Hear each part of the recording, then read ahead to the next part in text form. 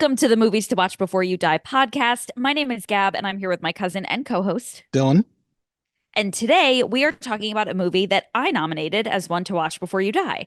It is a funny family movie.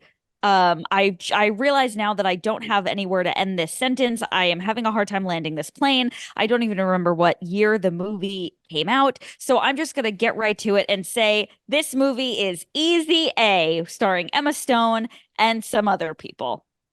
2010 is the year, by the way. 2010. Thank you. Okay, Yes. cool. Because on my train ride home, on my subway ride home, I was thinking I vaguely remember watching this movie in high school for the first time, but it might have been in college. But if it was 2010, that was the year I graduated from high school. So I likely saw this movie in the summer between high school and college, which explains why at the time I found it to be so good and so relatable because it is a high school movie. It's very much, I feel like there's been episodes of this podcast where you talked about teen boy movies, Hmm. and this is a total teen girl movie. Not that I'm saying that's a good thing or a bad thing, but I'm like, Sure. oh, it's the other side of the spectrum, which, Yeah. boy, does it say something that the other side of the spectrum is like more introspective on like how important is sexuality and whether or not, you are a virgin and owning your sexuality. Meanwhile, the boy side is like, boobs. Yes. 1,000,000%. Isn't it funny how much smarter and like deep a movie targeted for girls is than one targeted for boys? What does that say about us as a society? That men are dumb. That's yeah. Yep. Like That's about it. at our base, we are violent, horny creatures. Yeah. Yeah. Honestly. Interesting. Okay. Well, I'm glad that you noticed that. Why don't you, Dylan, describe to me in great detail what this movie is about? What's this all been about? What am I working toward? You think you know everything about me, don't you? I dive at your bottom. I bloody well ought to. Easy A is about Emma Stone, who plays Olive Pendergast. Yes, it's Pendergast. Correct. Definitely feel a burp coming, but I'm going to stifle it back. I've got this. So You Olive can feel is. free to burp. I'm not offended by this. Thank you. Um, Olive is talking with her friend Rhiannon, and makes up an excuse that she's meeting up with a boy to get out of plans with her. After that, her friend assumes that they've had sex, that she's lost her virginity, and she goes from being what she feels and perceives as a nobody in the school to being perceived as a somebody, but is it the somebody she wants to be because she's now known as like the school floozy? And she sort of makes a pseudo business of it by being, she becomes the village bicycle for pay. She's like, she's a whore in every sense, but without the sex, but she's owning it. It's ironically a lot like I just watched Emma Stone in Poor Things, where it's like her figuring out and owning her sexuality as she becomes an adult woman in that movie. Hmm. They're obviously very different tonally, but it's basically her figuring out at first, she's like, hey, I'm helping out, people like her friend Brandon, who is gay, but he's just trying to get through high school and he doesn't want people to know he's gay. So they pretend to have sex so that people will think he's straight. And then she sort of becomes the village bicycle for gift cards. um, and by the end of it, it's her deciding how much she wants to take in stride and how much, where's the line for her. And she's dealing with also Amanda Bynes as Marianne, who is leading a right-wing church group against her. A holy crusade, if you will. Oh, that's much better than what I said. Yep. Yes. So when I said in great detail or as great detail as possible, I didn't mean it literally. Do you want to try again and give your like quick IMDb Do you want me to just read the summary? actual interview one, or do you want me to go for my log line? I kind of wanted you to go for yours, Okay. just to see how close. Olive lies about sex, and the lie spreads quickly. Oh, interesting. Okay. Okay, cool. What does IMDb have to say? The IMDb plot summary: when Olive lies to her best friend about losing her virginity to one of the college boys, a girl overhears their conversation. Soon, her story spreads across the entire school like wildfire. Oh, yeah. Clearly you read the IMDb plot summary before you gave yours. Not just now, maybe like a week Oh. ago. Oh, okay, good. Cool. Yeah. That's great. Give us some credit. How about some taglines? Okay. I've got 3 taglines here, and I've got one that I came up with. Should I just mix and match Oh. them?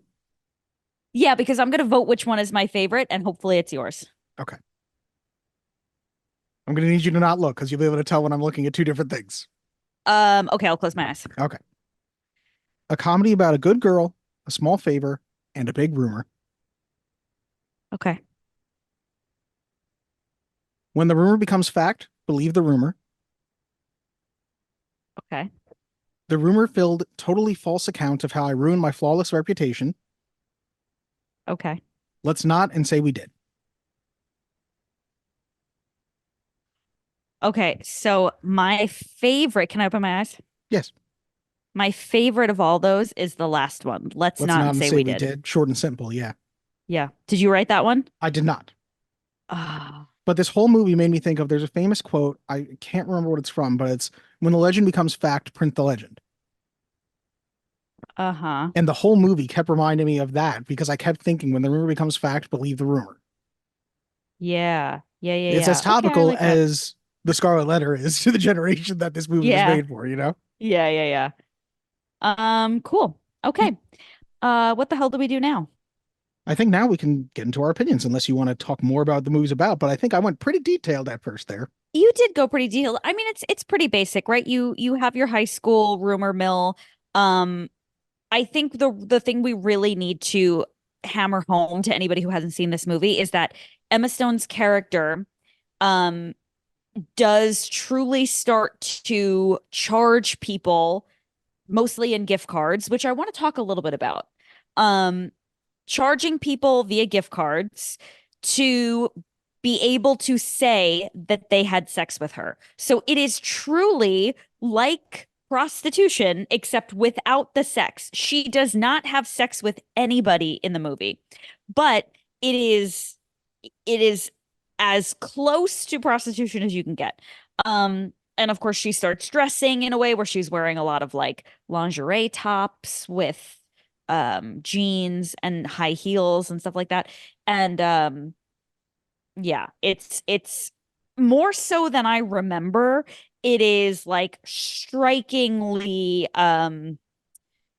not strikingly, it's like alarming how she is truly like behaving like a prostitute. And not that I'm saying it's wrong or anything like that, just I think as an adult it was like, "Oh my God, she's literally collecting money from people to give them permission to say that they slept with her." Yeah, and I don't have any problem with there are things that I found problematic in the movie. It's not her. I think the whole time that she's fine and she is sort of just like, fuck it, I'm gonna own it, you know? Um, Yeah. I guess I'm gonna get into opinions if I start talking about that though. Yeah, yeah, let's make it a fish. Don't hit me with fish.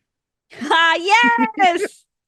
Tell me that's not one of the best lines of any movie of all time. It's truly not, but it will never die because of this podcast. It's so good. And the way they cut away from him because he clearly starts laughing, it is like the worst cut in cin-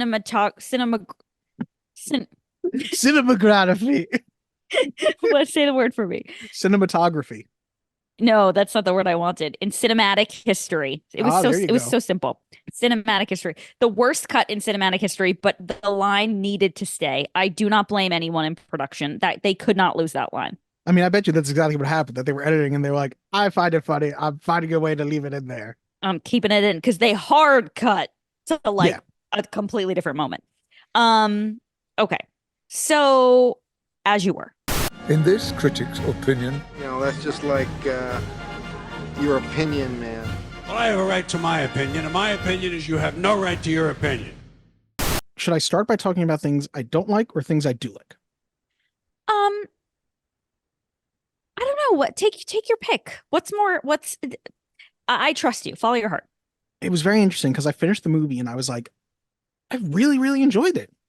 And as I went like 5 minutes later, I kept thinking about things that sort of were annoying me because the very first Lay thing it that on me. annoyed me, Amanda Bynes is sort of a crucial character in this movie until the third act where she just disappears.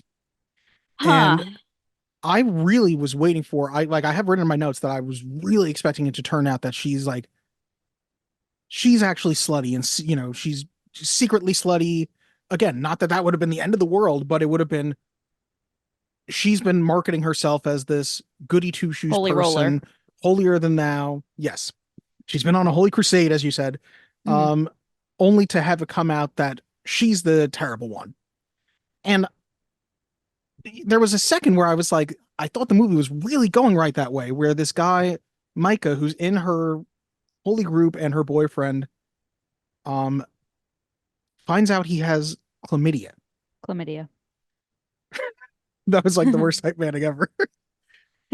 Instead of Flavor Flav's "Yeah, boy," you're just like chlamydia. Chlamydia.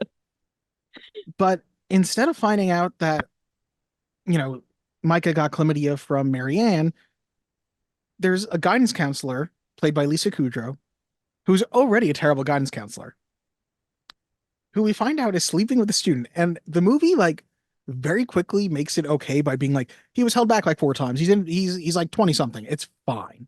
And I'm like, ethically not fine, but sure. Yeah.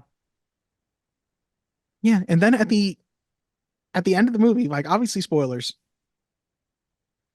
she agrees to lie for Lisa Kudrow and just say that she did it because everyone thinks that she did it anyway because Micah lied about having sex with Olive. And it was like, this is not cool.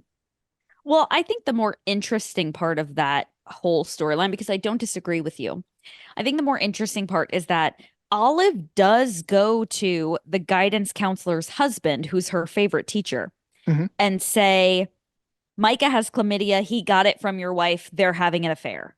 And then the husband and the wife get divorced. Yes. They both still work at the school. So it feels like there's no way that Olive lying for the guidance counselor would perpetuate this lie and have her keep her job. Because surely her husband, who was mad enough to end their marriage, is not going to allow that to just not have any consequences. No, I think by the end of it, she does change her mind. Like, there's a brief period of time where she lies for her. I just thought it was weird the way that Marianne disappears and never comes back. Well, how would she have come back? Do you mean like she winds up being exactly who she says she is, or do you mean that like her character literally never comes back? Either, because she's literally just gone after a certain point. I think after she slaps Olive because Olive allegedly gave Micah chlamydia. I think it's after that. There might be one more scene with her in it, and then she's just gone for the rest of the movie. Like she happens to visit the church, and she realizes that Olive visits the church, and the pastor she's with is Marianne's father, Fred Armistead, by the way. Yes, but we just never see her again. And I really expected some sort of comeuppance there, and if not like a comeuppance, an epiphany on her part that it was like, oh my God, these were all lies, and even if they hadn't been, why did I assume that meant anything about you? Do we not see? So the end of the movie, Olive does like what we would now refer to as like an Instagram live, right? Like a video vlog that's being live streamed of her confession so that people understand what the real story was. Usher's Confessions Part 2.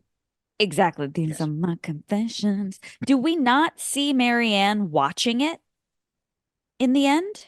I don't remember if we do even, because if we do, it's not enough that she doesn't say anything. Like if we do, she doesn't have a line. If we do, we just see her seeing it. So I think we've talked a little bit too long about the Marianne thing. I want to move on to some other stuff. Tell me what else bugged you. Same thing, but with a different person.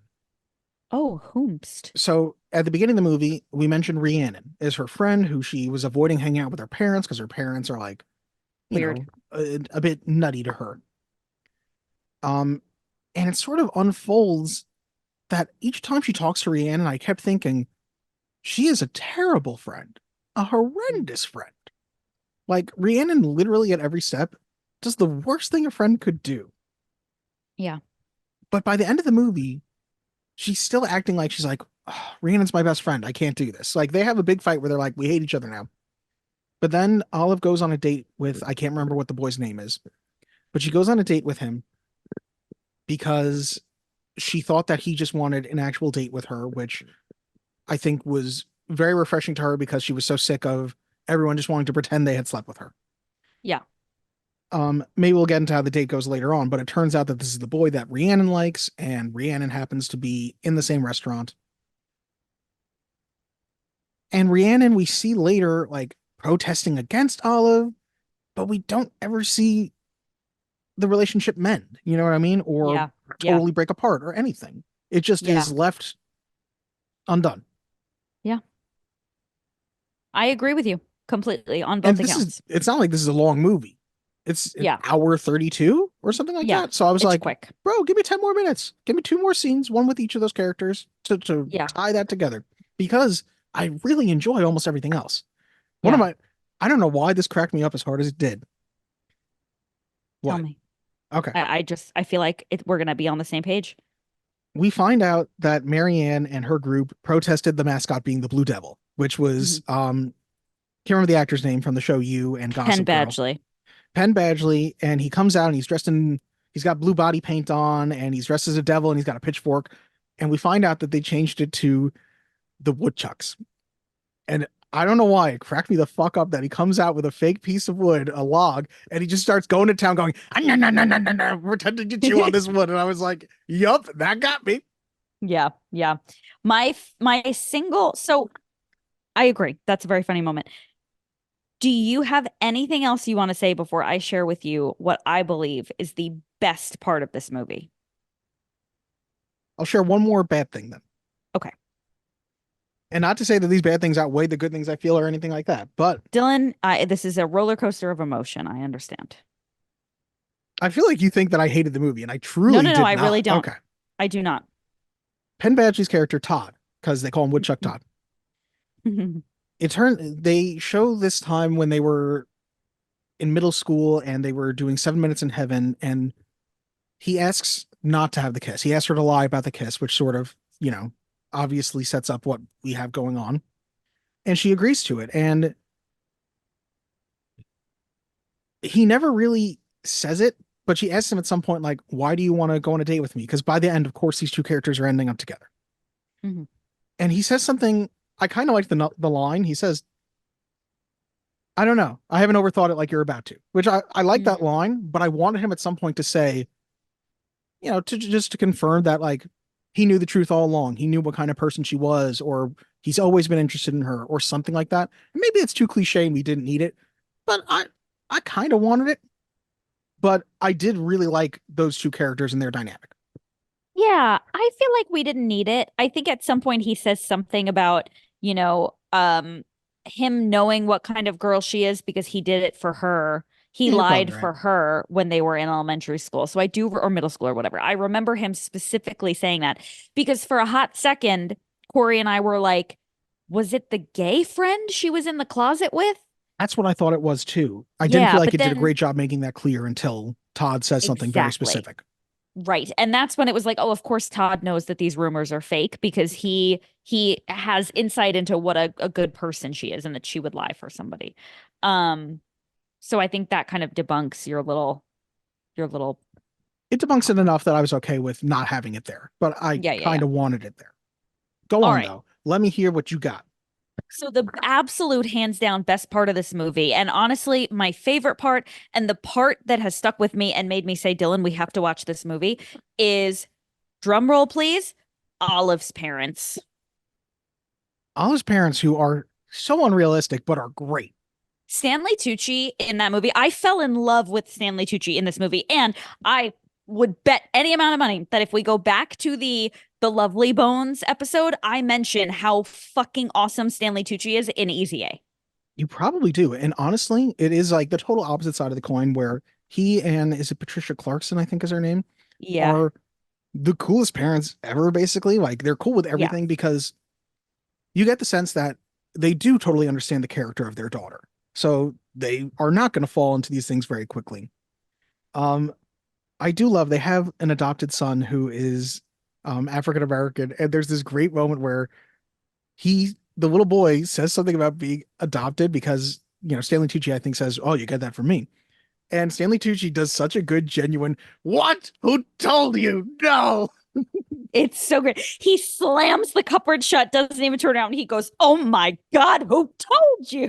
We all agreed we were gonna say it together. Yes, it's It's so very good. good.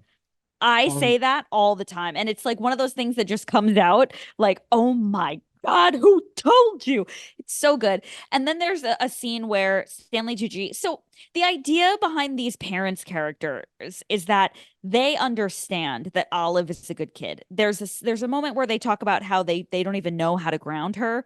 They're like dinner without or bed without dinner. And she's like, "I don't know how to be grounded any more than you know how to ground." And so they're kind of indicating that she's just such a good kid. They trust her. They're not worried about her. And at one point, her friend Brandon is his name, right? yes, Comes over. He's the one who is gay. And they're kind of joking around about like, Olive, your boyfriend is I don't remember how it comes up, but they're like something about like, well, we're not worried about you since your boyfriend is gay. They're very silly. And at one point, Stanley Tucci comes into her bedroom and says something to her about, listen, I think it's really nice that your gay boyfriend was here. Listen, I get it. I was gay once too. All God's children, we all do it. It's fine. And it's just, he goes on and on. It is so funny. It is my favorite, I favorite moment. I do also like the back and forth between the two of them when she rushes Brandon upstairs and she's making a joke of it too. She's like, "A gentleman caller. Oh, finally." But when she goes upstairs, Stanley Tucci comes over and the mom and the dad are both together and they're both back and forth going, "In Olive's room, there's a boy. A boy? In Olive's room? Olive's room, yes, a boy. My goodness, a boy?" And it goes on like that for a while, long enough that It's it so works. good. Yeah. I just think they are like so lovable and they just create such a great environment for a teenage girl to feel trusted enough to, you know, explore not necessarily her sexuality, but like her comfort level when it comes to other people judging her because she doesn't have to worry about are my parents going to think, are any of my teachers going to think, you know what I mean? Like she's just such a strong personality and so deeply grounded in who she is, and you can just tell that it comes from the parents, and it's just such a nice like little home environment. There's a moment where she gets in trouble for calling a girl in her class a twat, and she has to go to the principal's office, and she's at home, and her parents are like, "Well, what'd you call her?" And she's like, "Oh, I don't want to say it." And she goes, "Why don't you spell it with your P's?" So she's like, "Oh, yes." And she starts spelling it out, and they're like trying to read it and they can't figure out what it is, and they finally understand, and they're like, "Well, I'm sure she was acting like exactly what you called her." And it's just so nice. Yes, it's very unrealistic, but it's an idealized version of like what every teenager would want their parents to do for them. Yeah. I like when they're trying to guess. She's like, "Yeah, I called her a bad word." And they're like, "What word?" And she's like, "It starts with a T." And they're like, "T, T, T, T, T, T." Tallywhacker. Yeah. Yeah, she says it's British slang. He goes, Yes. "Tallywhacker." There's a blooper where Stanley Tucci does just scream out twat and she goes, "You got it." He goes, "Yes." Um, Oh man. they were all like, there's not many adult characters that matter. It's probably the two parents, I guess the guidance counselor, even though she doesn't really matter as a character, more as like her actions, and Thomas Hayden Church, who is just so immediately and instantly likable. Like he just does such a good job of the first moment he's speaking. You're like, "Oh, I trust this character and he's nice." You know what I mean? Like Yeah. you The you the don't his English teacher? yes, you don't need any time to get to know him. Yeah. Yeah. What else Um is he? I mean, I guess you'll talk about this, but where do I know him from? oh, you know him from a bunch of things, which Okay. I will talk about. But Yeah, yeah. you also have Malcolm McDowell, who's a very famous actor who appears like super briefly as the principal. And Yeah. he had a line that I really like where he goes, "This is public school. If I can keep the girls off the pole and the boys off the pipe, I get a bonus." Yes, it's so good. And he's English too, so he's got that. "If I can keep the girls off the pole and the boys off the pipe, I get a bonus." It's so It's good. that was like such a kind of close. You're You right. get half credit. Thank you.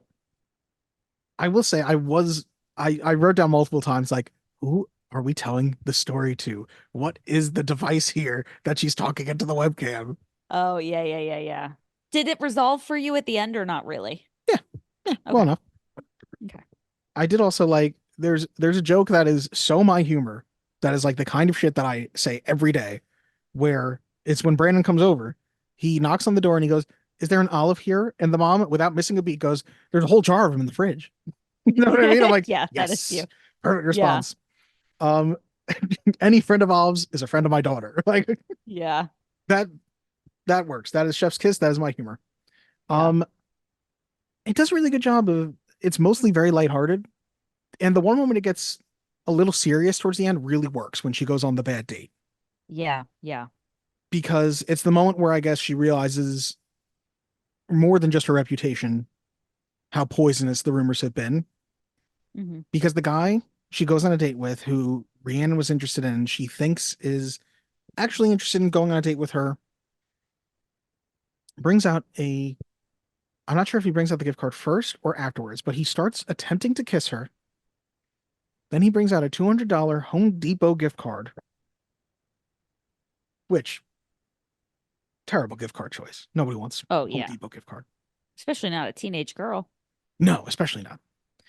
Um, and he like fully is trying to act like she is a prostitute and is saying like, "Well, I gave you money," you know what I mean? And he keeps trying to Yeah. kiss Yeah. her, and it's gross. Let me And it's ask you supposed to be. this.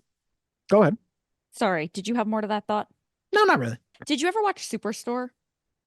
No, Damn. It's so good, Dill. I don't think I've watched a network television show in at least 10 years. Do you hate yourself? No, I hate them. That's not true. I watch Abbott Elementary, but I have not watched any of season 3 yet. Oh, I have. I've never watched that show. Is it It's good? adorable. Oh. Delightful. Superstore was also really cute. I bring it up because one time I went to LA for work and I rented a car and I wasn't feeling well. So I had like a sinus infection or whatever. Like I wanted to get Mucinex and some tissues and whatever. So I'm driving around looking for like a Dwayne Reed, which doesn't really exist in LA. And I see on a hill Cloud9. And I'm like, "Oh, I know that store. That's the store from Superstore. I'll just pull in and go in there." So I like pull into the parking lot and I'm trying to get close to park. And there's like this big gate and they won't let me in. I'm like, "What the fuck?" And they're like, "This is the lot for the a television show. You can't come in here." And I was like, "Oh my God, this is where they film Superstore." I thought it was a real store that I could go into. And the woman was like, "No, turn around, get out." I was like, "Oh my God, I'm so sorry. I really thought I was about to go to like a Walmart." Based on that response, do you think that happens to her a lot? It must. It has to. Because otherwise, I'd be like, what a funny coincidence. But she was like, it's the 7th time today. Fuck Yeah, off. Yeah. that's how it felt. She was like, "You're in the wrong place. Turn around." And I was like, "Oh, sorry. Okay." But I just assumed that maybe it was a West Coast thing. But no, Cloud9 is a fake grocery store. But they did buy a Walmart and turn it into the set for this television show, which is interesting. Interesting. Cloud9 also sounds like it'd be the name of a dispensary. Yeah. You know Yeah. what? Enough is enough with these weed stores. Every block, there are at least 10 of them, and they're all just like buying up this real estate. There's one that opened right down the block from me, and I really wanted it to be like a vitamin shop or a GNC or something. And instead, it's just another fucking smoke shop. I'm over it. Yeah, but I gotta tell you, you're the only person in the world rooting for vitamin shops and GNCs. And now every time I walk outside, like I go for a run and it's like I'm in a fucking cloud of smoke. And it's like, Jesus, why can't we like children live here? Like, why can't we make it like a health store or like a fucking get off your fat ass and go for a run store? Like, why is it got to be another smoke shop? First of all, Gab, I believe the get off your ass and run store is called a gym. I think, again, if it was a liquor store, you wouldn't be saying like, there's people coming in and out with bottles and it's gross, you know? Who cares? But Who they're not cares? they're not drinking out of the bottle on the street, I guess. I don't know. I feel like smoking is so much more disruptive. And I feel this way about smoking anything, I feel right? that way about smoking Cigarettes, cigarettes. all of it to Hmm. me is fucking annoying. And you know what? I have to go to work at such a crazy hour of the morning and they're all open 24/7. So I already feel unsafe walking to the train at like 4:45 a.m. And now I've got 6 fucking guys standing outside all smoking joints talking to each other and I'm like, "I don't want this because if What this if store they've got wasn't the here." reefer madness? Shut up. I'm just saying, like, it's bringing people, there are no bars, right? But all these people are hanging out now outside of these smoke shops at all hours of the morning. They've been there since probably late last night, and it's just annoying. Like, especially when I'm trying to go to work and I'm a small but mighty woman. I was gonna say, yeah, we've all seen your Instagram. I think you could knock someone's block off. You'll be fine. Yeah, but if I'm there are gonna hit you more with the of Michael them, Caine from Batman. I think it's Batman Begins line. What's the point of all them push-ups if you can't punch out a bloody hippie? I paraphrase, of wow, I course. love that. That's a good one. You know what scene, to go back to Easy A, felt a little Please bad. tell me. Um, Brandon tells this boy Evan about the fact that Olive faked it for Brandon, and that's how this whole thing starts. And they make a real point of showing Evan outside the pool being overweight and hairy in high school. And it like he gets this comeuppance where he's like, first he tries to offer her money to say that they made out or whatever, and she's like, no, absolutely not. And then he like threatens her with, I don't even have to interact. Like, I don't have to pay you. I can just say it. They'll probably believe Yeah. me. And she, gives him the comeuppance he deserves and tells him he's an asshole. And she's like, if you'd ever just been nice and actually asked me on a date, I probably would have been interested. And he's like, would you want to go on a date? And she shuts him down. The only thing that I'm like feels gross about that scene, well, the interaction's a little gross, but he gets the comeuppance, is Evan goes and sits down. He's just come out of the pool and he's like, just a fat piece of shit anyway. It cuts to Olive, who's like, I should go talk to him. It cuts back to him, and he has somehow, after just jumping out of the pool, pulled a chocolate bar out of nowhere. And I was like, it's one step too far, movie. Leave the boy alone. Like, I don't even think I noticed that he pulls out a chocolate bar. he just has a somehow dry chocolate bar that he has pulled out of nowhere. That is so funny. I I felt really bad for him. I felt way worse for him than I did for any other character. And I think that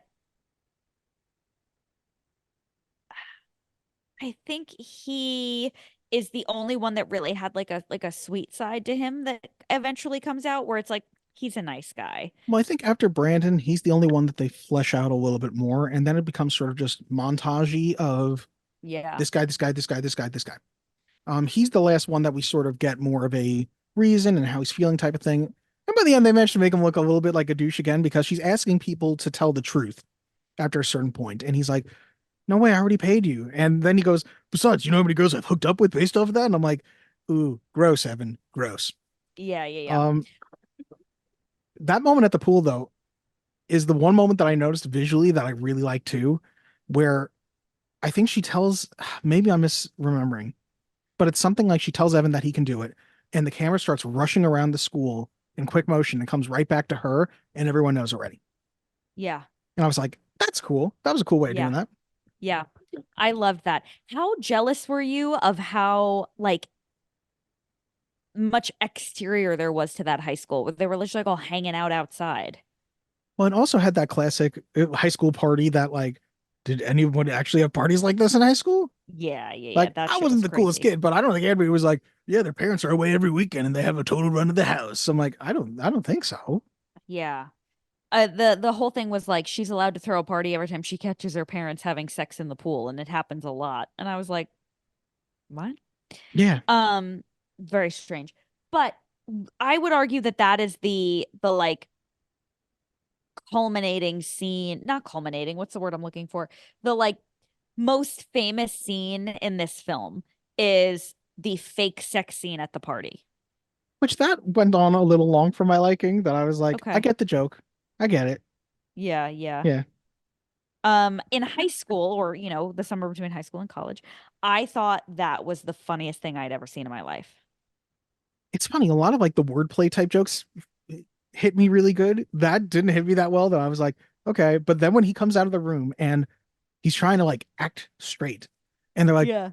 how'd it go in there? And he's walking, he's like, let's just say I'm gonna have a hard time walking tomorrow. And the Yeah. guys all stop for a second and are like, what does he mean by that? And he goes, I'm drunk. Like, Yeah. they're like, yeah. Like, it was I just thought that was so stupid funny. enough that worked. Yeah. Yeah. Um, Um, Another line that I really like is Lisa Kudrow is the worst guidance counselor, but there's this interaction. I don't even remember who she's talking to. I think she's talking to Thomas Hayden Church, her husband. She goes, well, a kid brought a knife to school. And he's like, oh. And she goes, it was a butter knife. But you know what they say? It's a gateway knife. yeah. I thought that was so funny. Uh, so I want I want to talk about how I felt about the movie, but I don't want to necessarily get into like verdict stuff because I feel like that's really all that I have left. What about you? I have one more thing that made me laugh out loud that I want to point out. Oh, good, good, good.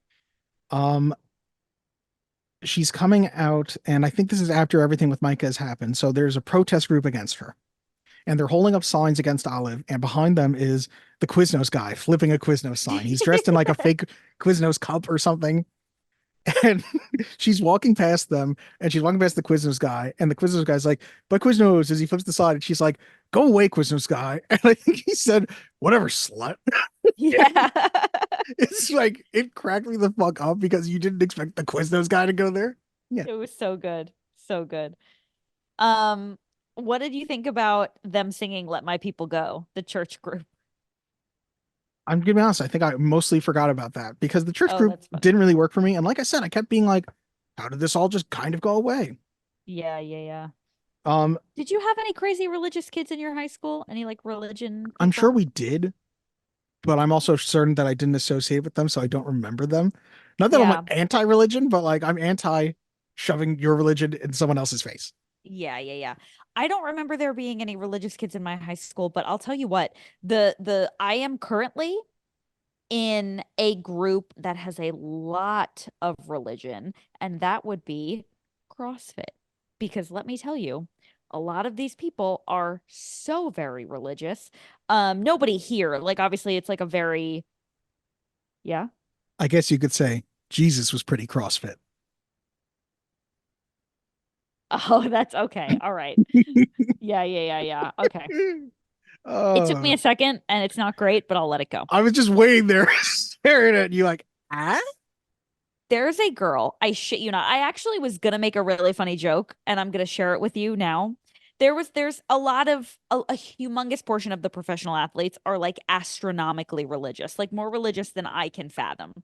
And there's this one girl who's probably like 23 or 24 who is very much a contender to potentially win the CrossFit Games, if not now, then in the next few years, named Emma Carey. And Emma Carey randomly, apropos of nothing that we know of, posted an Instagram before the CrossFit Open saying, I will not be competing in a much longer way than I'm about to paraphrase. I will not be competing in the 2024 CrossFit Games season because I am dedicating my time to work on my relationship with God, or something about is my time in CrossFit serving God, or am I in CrossFit to serve God, or am I in CrossFit to serve myself? And I need to serve God, so I'm dropping out.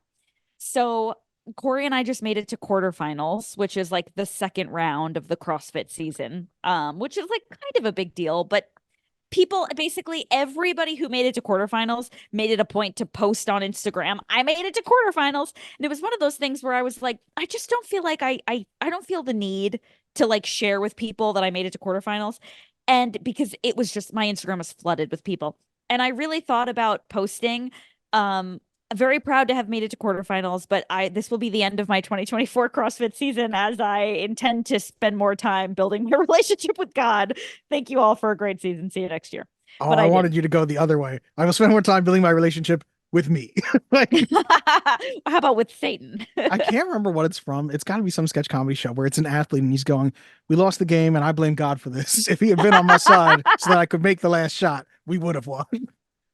100%. It is really funny. It's like so many of them are like, I've trained really hard and now it's just up to God. And I'm like, surely God has more important things to deal with than whether or not you do good at the sport of working out fast. I did hear that Emma Carey is competing at the next CrossFit Games, but the actual cross. I really went back to the So well of the bad. same joke. Yeah. Same No good. joke. No Yeah. good. Yeah. Try again. Give me another minute. I don't even I'll make remember another how we joke got here. that is the same. I kind of want to read you the psychoticness of this post. And I have Instagram open, so this will only take a moment. It's really worth it. Um, I just don't remember there being like people in high school who were interested in religion, but I'm sure this girl is 19. Her Instagram bio begins with "I love Jesus!" exclamation point. She says, What does Jesus' Instagram bio begin with? Does he reciprocate? I doubt it. Ooh. Um, over the last few months, I've felt God leading my I'm sorry. I felt God leading me to examine my heart. My first question in this task was, what is my ultimate desire? Blah, blah, blah, blah, blah. Is my ultimate desire to gain Christ or to win the CrossFit games? Like, first of all, what? Do the desires of my heart align with a life surrendered to the expansion of his kingdom, or is my heart given to a self-centered life in order to meet the needs of my pride? Is my life in line with God's will, or am I trying to ask God to follow my will?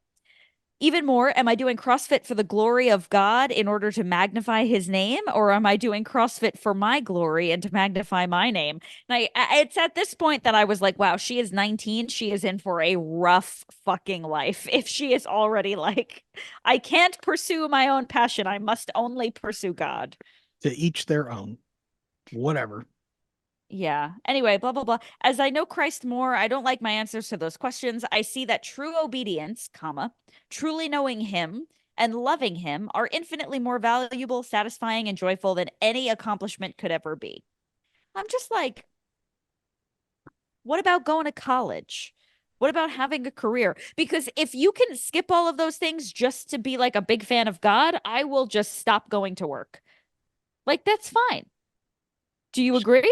She's going to go to Notre Dame, and then she's going straight into a nunnery. I just feel like, do you get paid to be a nun? No.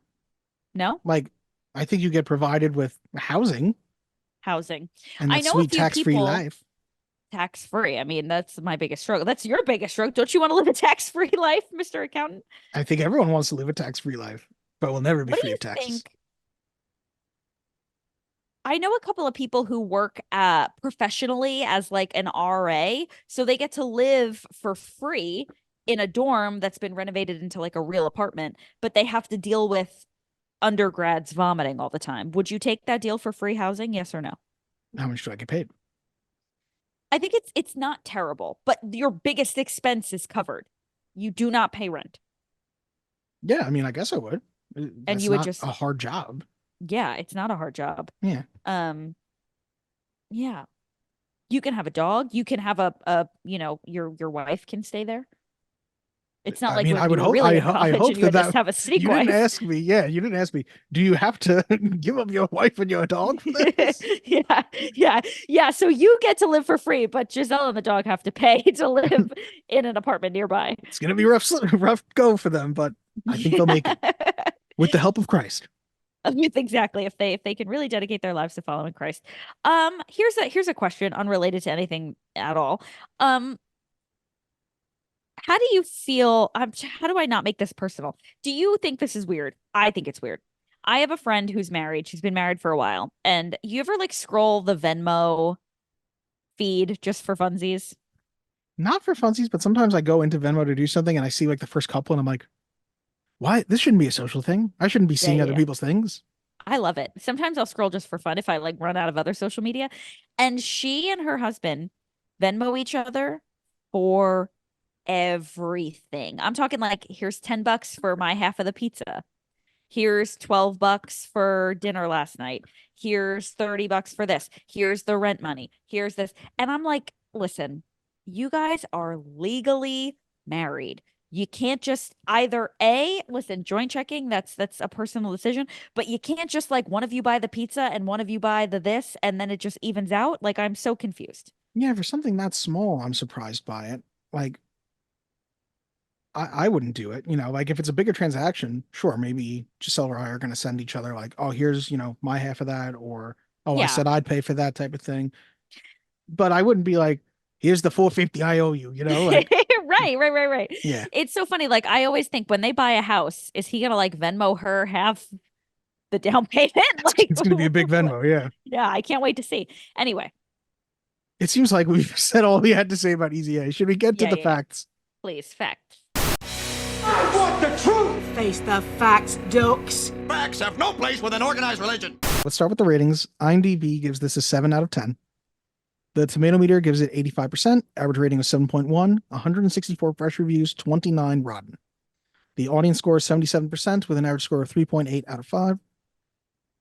The movie had a budget of $8 million and grossed $75 million worldwide. The critics' consensus: It owes a huge debt to older and better teen comedies, but Easy A proves a smart, witty showcase for its irresistibly charming star, Emma Stone. Yeah. Which there were so many videos of like the director being interviewed being like, she's going to be a star. And I bet right now he's like, I was right. Roger Ebert gave it 3.5 stars, said it's a funny, engaging comedy that takes the familiar but underrated Emma Stone and makes her, I believe, a star. Totally. John Anderson from Variety, is Olive practicing prostitution? Hair Splitters would say no, but Hair Splitters likely won't be seeing Easy A, with its silliness, over-the-topitude, and fabulous leading lady who caps her fresh, charming performance with a musical number at the end. Which, having put these reviews together beforehand, what musical number at the end? You gotta knock, knock, knock on wood. Baby, better knock. Oh, I feel like much more of a musical number, because that, I don't feel like that lasts that long, that like I thought of it as, this is the end of the movie. Was I got a pocket full of sunshine. Like that's still in my head. I'm like, fuck. Yep. I love going, I got a pocket, I got a. Very impressive greeting card. Yeah. Perry Nemiroff from Cinematical. Steve Carell and Will Ferrell have nothing on Emma Stone. She doesn't need dirty jokes, farces, or a cliche shtick to get the job done. She's just a natural. And last one, Melissa Anderson from Village Voice. Easy A tacks on a sound message about a teenage girl's right to do with her body as she wishes. The 88 preceding minutes aren't much more relevant than, as one character snarks, a gossip girl in a sweet valley of traveling pants. Yeah. You want to hear the letterboxed ones? I do. Shay. Olive Pendergast be like, story time. I faked being a slut at school for weeks. No clickbait. Okay. Sophie. I love my parents a lot, but if Patricia Clarkson and Stanley Tucci showed up, I'd have those adoption papers signed within seconds. Oh, yeah, no question. Featuring Dante from the DMC series. Where were you when you first saw Stanley Tucci's overwhelmingly masculine forearms, which I didn't notice, but apparently it's a thing. Okay. And last one, PJG. This was written in 2017, so before Poor Things. Emma Stone has only given one Oscar-worthy performance in her career, and it wasn't La La Land. Yep. 150 billion% agreed with. The movie was directed by Will Gluck, who also directed the recent movie Anyone But You, Friends with Benefits, and Peter Rabbit. The screenplay is by Burt V. Royal, who also wrote Cruel Summer, along with episodes of Gigantic and Recovery Road, but I saw that he has written more plays. So Dog Sees God is one that I actually know that I saw that he wrote. How did you see that? Because I have also seen that. I don't remember. Did we see it together? I think Scott may have been in that. Would you have come with me to see Scott in that play? No, because I remember who was in it. Because I remember Eddie K. Thomas was the star of it. And I think Elijah so you Dushku saw was it in like on Broadway? I think it was off Broadway, but yes. Oh, maybe I went with you to see it, and then also Scott was in it. I don't know. These were definitely a very Charlie different times. Brown. Yeah, it's Charlie Brown, but it's like it's a parody of it and more adult. Yeah, and there's it's like vignettes, right? Yeah. Yeah, I think I've also done a monologue from that. I don't know what that is. Oh, a monologue. I thought you said a monologue, and I was like, okay. No. Emma Stone was nominated for a Golden Globe and won an MTV Movie Award for Best Comedic Performance. Good for her. The movie stars Emma Stone as Olive, who you know from Zombieland, Poor Things, and Cruella. Penn Badgley as Woodchuck Todd, who you know from Gossip Girl and You.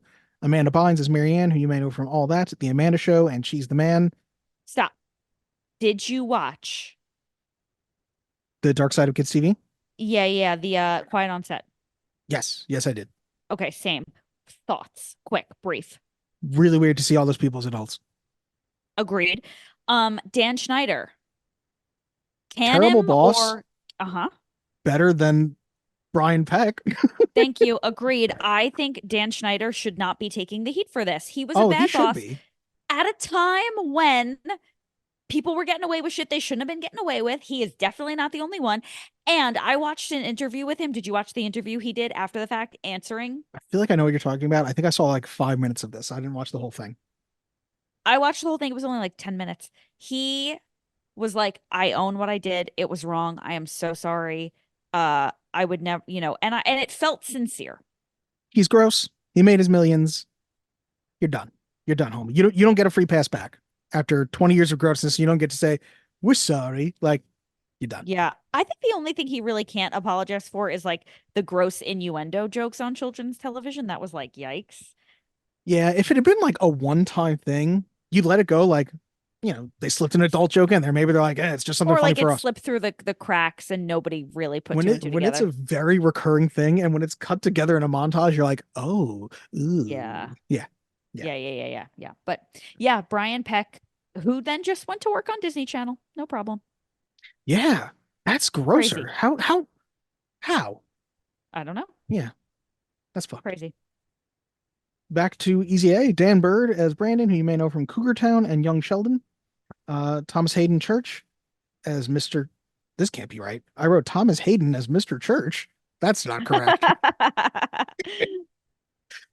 um, who you may know from Sideways, Spider-Man 3, Spider-Man No Way Home. He's been in a lot of things other than that, but I had a lot of people written down, so I didn't write more down. Yeah, But you that's know okay. him from things. Sure. Patricia Clarkson as Rosemary, who you may know from Shutter Island and the Maze Runner movies. Stanley Tucci as Dill, who you may know from The Lovely Bones and the Hunger Games movies. Lisa Kudrow as Mrs. Griffith, who you know from Friends. And I'm not going to say the rest of these. I wrote down too many things. It's fine. Yeah. Like I wrote down Fred Armisen and what you know him from, and he's in one scene. Why did I do that? He's in one scene. But his scene, I think they could have made him funnier.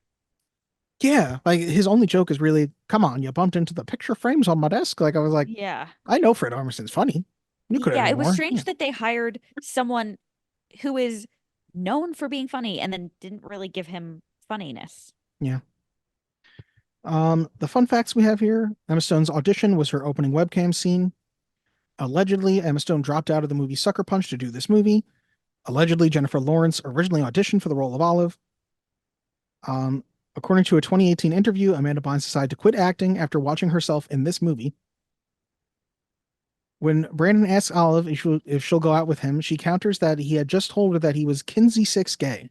This refers to a system devised by Indiana University sex researcher Dr. Alfred Kinsey in 1948. In the system, sexuality is placed on a continuum ranging from 0, exclusively heterosexual, to 6, exclusively homosexual. It makes as much sense as a modernized version of the Scarlet Letter to go with that, I guess. I suppose. Emma Stone had an asthma attack during the fake sex scene. That's funny. Despite the realistic portrayal of high school, writer Bert V. Royal was homeschooled and never attended high school. Huh. The foreign film that Olive goes to see is titled Der Scharlachrot Buchstabe, which is German for the Scarlet Letter. You are so good at German, Dill. Thank you.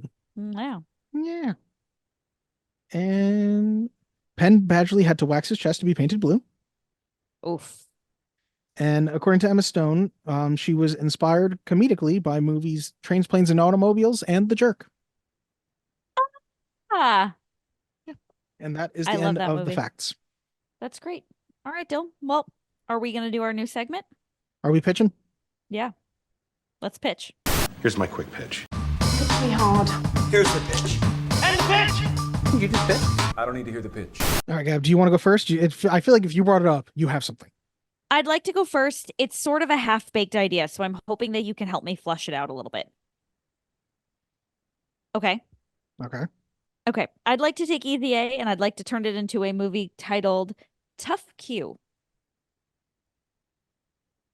And it is a movie shot from the perspectives of the parents of Olive. So Stanley Tucci and Patricia Clarkson.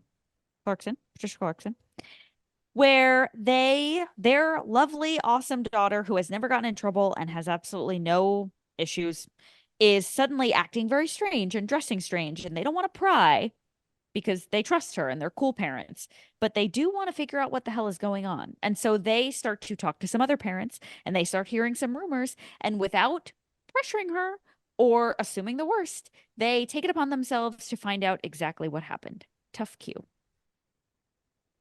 I like it. I like the idea. Thank you. I I don't know who would direct it. We don't need to go all that far. Mine was Dirty B. Olive, now in college, is framed as and ostracized for being a witch, which is this time parodying The Crucible. Oh my God. I was like, we got to keep it going with Emma Stone and these weird high school books. That's so good. Yeah. What if she goes to a tropical island and it's Lord of the Flies themed? Or she goes on a road trip and it's the Odyssey. Ah, look at this. Or she has sex with her mother and it's Oedipus. Oh my God. Okay. Anyway, And there's the law. yeah. I'll give you the win, but for your first pitch, not for your last pitch. Thank you. Yes, Yeah, yes. yeah. Tough cue. I would see tough Q. All right, enough about your pitch for tough Q. Let's do some tough Q&A and get back to mail. That was terrible. We're going with it. No, you got to keep it. It's too good. It's too bad. Fuck it. All We'll right. do it live. Blow the dust off. What is that from? It's Bill O'Reilly freaking out. Oh, that's right. Okay, that's Which, great. in All right. retrospect, one of the better clips of him. Honestly, one of the least frightening. Mail time! When you control the mail, you control information. Mom asked me to ask you if there's any mail for us here by mistake. What? All right, so we got two comments related to The Great Mouse Detective. First, from E-Curb, who was commenting on our thing about Radigan and Basil and their rivalry. We bred mice and rat boys as feeders for our ball pythons, and I can confirm they are nasty creatures that pee as they walk. So now, what do we know? We know that they pee while they walk, and they've got giant testicles, so not good. Sounds like my little brother. All right, keep it. I hate that. I hate that. Isn't he turning like 18? I hate that. First of all, yes, but second of all, I just was thinking about it was the first thing that came to mind when I thought of somebody like pissing all over the seat. He couldn't aim. He was a little kid. But then I thought about not 3 years old anymore. testicles. I know, I'm sorry, but he was so little. Oh God. Okay, He can could we buy a start pack over? of cigarettes. Jesus. Not yet, but in a couple days. Oh my God. No, we're leaving that. Oh my God, I'm so upset. Thank God nobody listens to this. Thank goodness. Oh my God. Actually, listen to this shit. Last night I had a first session with a personal training client, like at an assessment session. And so we were just chatting and getting to know each other. And he was like, so what do you do outside of fitness? And that list is very short. So I said, I actually have a podcast about movies. And he said, oh, really? What is it? And I said, it's called Movies to Watch Before You Die. And he goes, I've listened to that podcast. And I said, Bullshit. no, you haven't. And he said, yeah, I have. And I said, are you a Batman person? And he said, more of a Robin guy. And I was like, what does that mean? So I think he was just joking. Like, are you a Batman person? No, I'm more of a Robin guy. Okay. Come, I really had to explain that to you. But anyway, Mike, if you're listening, and I am certain you are not, but nice job last night. If Mike was listening, he's gonna hear you turn down Emperor's New Groove or The Thing and be like, man, fuck this shit. She don't know dick. Yeah, but unless he listens to the episode of the CrossFit Games doc, and then he's gonna be like, oh yeah, she does know what she's talking about, at least in the purposes that he gives a shit about. Fair enough. Oh, I'm so upset. Why? Because we're talking about your brother's balls and peeing? Yeah, it was just, it's been so long since we've recorded an episode. I forgot how to be funny on the fly. I can talk about Zach's balls and peeing. He does it all the time. Almost always outside. he's an animal. He's disgusting. All right. Anyway, All right. So we have a comment from Scotty Cameron on The Great Mouse Detective. From my understanding, when it comes to public domain, because that was a big topic of conversation many weeks ago, as it were, a work published after 1923 will no longer be subject to copyright 95 years after that work was published, regardless. The year after the copyright claim expires, the work and the assets enter the public domain. IP owners such as Disney can't extend copyright claims past the 95-year mark. I know in the 1970s exceptions to the rule came into the fray that shortened the expiration to 70 years or extended it to 120 years. However, the general rule since 1923 is 95 years after the original work was published. I never thought this much about works entering public domain until Winnie the Pooh, Blood and Honey released, because it was the first time public domain had been used to morph a children's book and cartoon icon into a horror movie villain. I was aware of franchises that entered the public domain, such as the pulp magazine heroes like the Black Bat, the Shadow, the Spider, and Zorro are now in the public domain, but no one ever thought to make those horror movies. Instead, public domain was just used so anyone could tell whatever stories they wanted with those characters. Then again, those characters weren't in works aimed at small children and subject for the degenerates who made the Elmo Kills Barney videos to finally make official works, where characters like Mickey Mouse, Tigger, and Winnie the Pooh murder people. I doubt that kind of thing will happen when Batman, Superman, Wonder Woman, Spider-Man, and Captain America enter the public domain, because the appeal of making those characters viciously murder innocent people just isn't there. We may see those characters kill bad guys, then again, that's what those characters did in the stories that are entering the public domain in the 2030s and 2040s. I think horror at its nature is always very exploitative and will always try and like, hey, what can we monetize to like make a quick buck off of? So I guarantee you that like, yeah, there will be a horror movie where it's like Spider-Man's gone crazy and he's murdering every Mary Jane and Felicia Hardy all over the place, you know? Like, yeah, that'll happen. Yeah, I just wonder, like, who wants that? Who wanted Winnie the Pooh doing a murder movie? Absolutely no one. That's why I'm flabbergasted that it exists. And they've already made a sequel, and there's a whole universe in the works. Because the other thing about horror is it's cheap. You can make it for cheap. You know what I How mean? so? Winnie the Pooh Blood and Honey is a perfect example. That movie probably costs max $1 million, which don't get me wrong, I don't have $1 million laying around. But that's low for a movie budget. Yes, and it's low for a movie budget that has built-in recognition. People know what Winnie the Pooh is. So it gives you a marketing advantage to say, well, we've got this Winnie the Pooh movie where he murders people, and there's an interest in like Winnie the Pooh murdering people. Okay. There's no name actors in this, you know. Robert Downey Jr. isn't going to be running away from Winnie the Pooh. Right. You make it cheap, you make it fast, and you put it out there on video on demand or straight to DVD. It doesn't even need to go to theaters, and it'll make back its budget. You know what I mean? I suppose. Should we get to the email? Please. Okay. I'm jumping out of my seat. The one and only Keen Machine is back for the Great Mouse Detective. Greetings, Dill and Gab. And Dill and was one word, so Dill and Gab.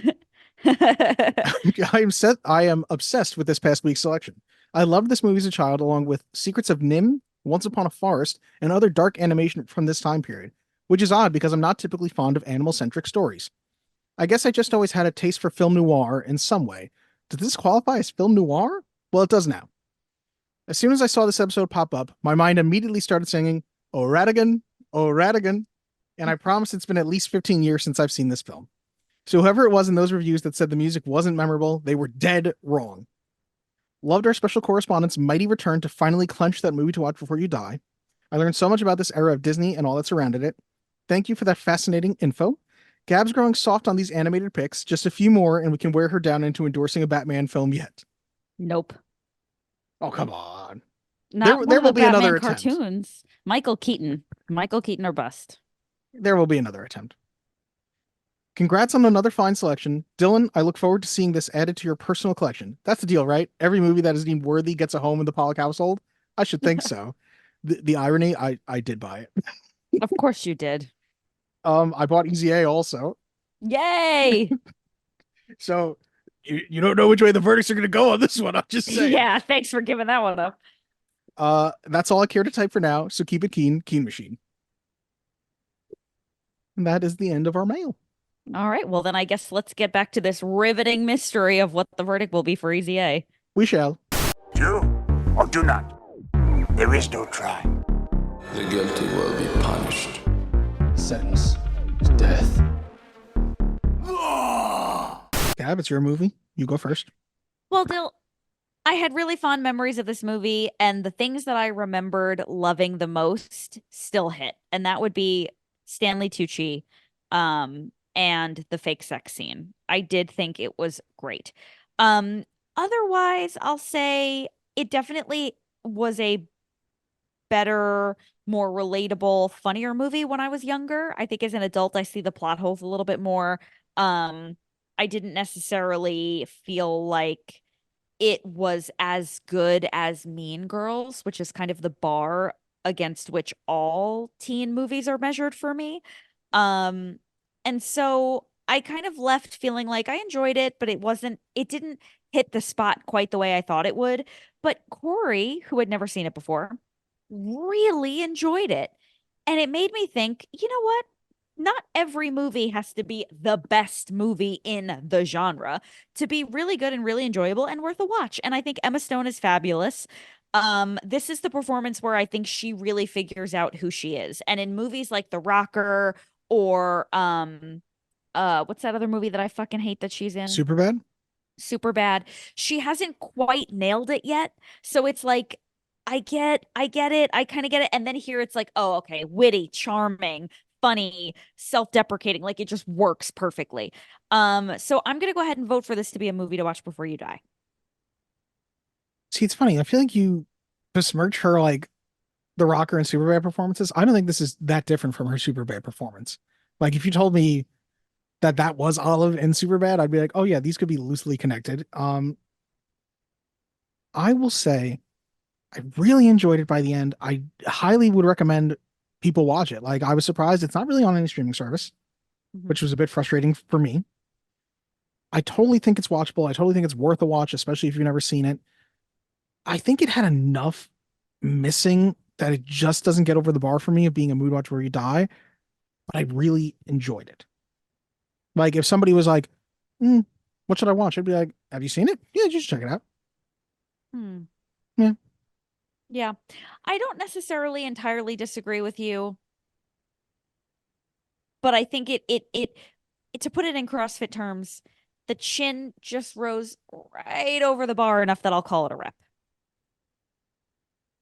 Yep. And there's the full extent of my knowledge. Now, I Dylan, got that just barely. I just want to say I've really enjoyed doing this podcast with you, but unfortunately, this will be my last episode as I am going to leave to focus on my relationship with God. Not to mention how you've been dressing the last few days. No judgment, but you kind of look like a stripper. Mom? A high-end stripper for governors or athletes.